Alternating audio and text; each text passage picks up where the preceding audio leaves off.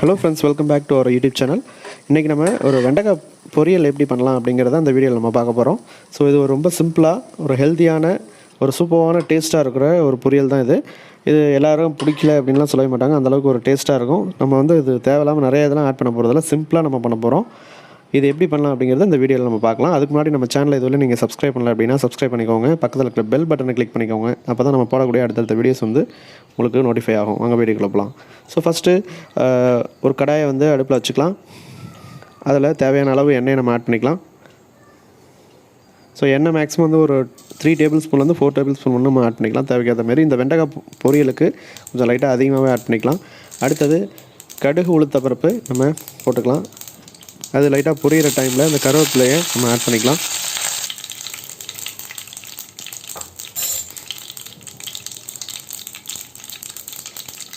Next பார்த்திங்கன்னா இந்த வெங்காயம், அதாவது ஆனியன், நீங்கள் சின்ன வெங்காயம் இருந்தாலும் சின்ன வெங்காயம் போட்டுக்கலாம், இல்லை பெரிய வெங்காயம் வந்து நம்ம போட்டுக்கலாம். மேக்ஸிமம் சின்ன வெங்காயம் உரித்து அதை போடுறதுக்கு ரொம்ப யோசிப்பாங்க, அதனால் பெரிய வெங்காயம் தான் நீங்கள் ஃபாஸ்ட்டாக கட் பண்ணி போட்டுக்கலாம். இல்லை வீட்டில் ஃப்ரீயாக இருக்கும்போது நம்ம சின்ன வெங்காயம் போடுறது ரொம்ப டேஸ்ட்டாகவும் இருக்கும், ஹெல்த்தியாகவும் இருக்கும். ஸோ வெங்காயம் போட்டு அது லைட்டாக ப்ரௌன் கலர் வர வரலையும் வெங்காயத்தை நல்லா வதக்கிக்கலாம். ஸோ அதில் நம்ம ஆட் பண்ணியிருக்கிற கடுகு உளுத்தம்பருப்பு வெங்காயம் கருவேப்பிலை வந்து நல்லா மிக்ஸ் ஆகி வரும்போது ஒரு ஃப்ளேவர் கிடைக்கும். அது மேலே லைட்டாக சால்ட் ஆட் பண்ணிக்கலாம். அப்போ தான் அந்த வந்து உங்களுக்கு வதக்கும்போது உங்களுக்கு கொஞ்சம் ப்ரௌன் கலரில் ஈஸியாக வந்து வரும், அடிப்பிடிக்காமல் இருக்கும். நெக்ஸ்ட்டு டைரெக்டாக நம்ம வெண்டைக்காயை ஆட் பண்ணிக்கலாம். இதில் நான் ஒரு சில பேர் பச்சை மிளகாய் கூட ஆட் பண்ணிக்கலாம், இல்லை வரமிளகாய் அந்தமாரி இருந்தாலும் ஆட் பண்ணிக்கலாம். பட் நான் அதை ஆட் பண்ண போகிறதில்ல. நான் வந்து மிளகாய் தூள் வந்து லைட்டாக ஆட் பண்ணிக்க போகிறேன். ஸோ உங்களுக்கு பச்சை மிளகாய் போட்டால் பிடிக்கும் அப்படின்னா பச்சை மிளகாய் ஆட் பண்ணிக்கலாம். கட் பண்ணி வச்சுருக்கிற வெண்டைக்காயை இதில் நான் ஆட் பண்ணிக்கிட்டேன்.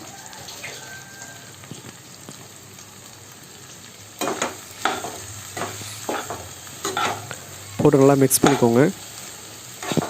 ஸோ வெண்டைக்காயை பொறுத்தவரையும் நம்ம வதக்கும்போது அதில் பிசு தன்மை வரும். ஸோ அதனால நம்ம ஸ்டார்டிங்கில் கொஞ்சம் ஆயில் நம்ம நல்லா கொஞ்சம் ஆயில் அதிகமாக விட்டு நம்ம வதக்கிக்கலாம். லைட்டாக உப்பு ஆட் பண்ணி வதக்கும்போது உங்களுக்கு அந்த பிசு தன்மை வந்து ஈஸியாக ரிமூவ் ஆகிடும்.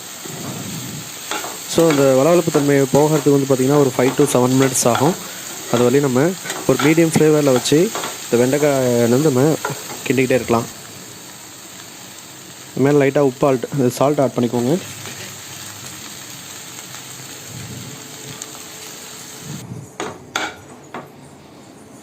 லைட்டாக மஞ்சத்தூள் ஆட் பண்ணிக்கலாம்.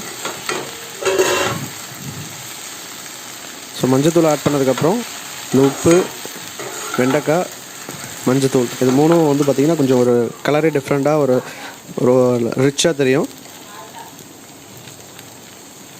ஸோ இதுக்கு மேலே லைட்டாக நம்ம மிளகாய்த்தூள், சாம்பார் பொடி இல்லாட்டி மிளகாய்த்தூள் நம்ம வந்து லைட்டாக ஆட் பண்ணிக்கலாம்.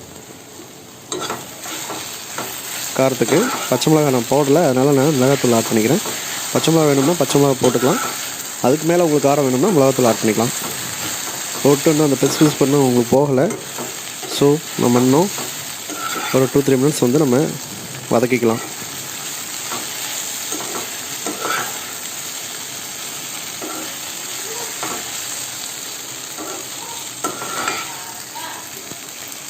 பாருங்கள், இந்த பிசு தன்மை வந்து அப்படியே தான் இருக்குது.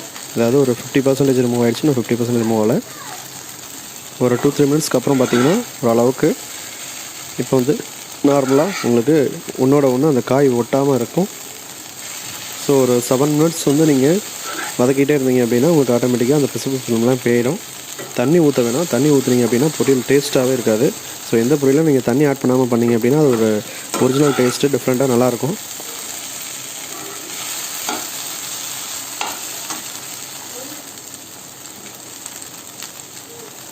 ஸோ இதில் லைட்டாக நான் ஒரு மிளகுத்தூள், பெப்பர் லைட்டாக ஆட் பண்ணிக்கிட்டோம் அப்படின்னா இன்னும் கொஞ்சம் டேஸ்ட் கொஞ்சம் நல்லாயிருக்கும்.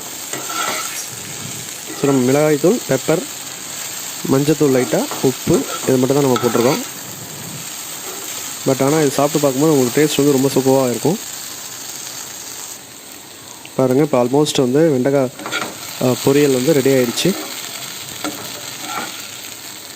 ஸோ கிண்டும்போது கொஞ்சம் பார்த்து கரெக்டாக கிண்டுறோம், இல்லை அப்படின்னா அது ஒன்று அந்த விதைலாம் உடஞ்சி மேலே ஒட்டிடும்.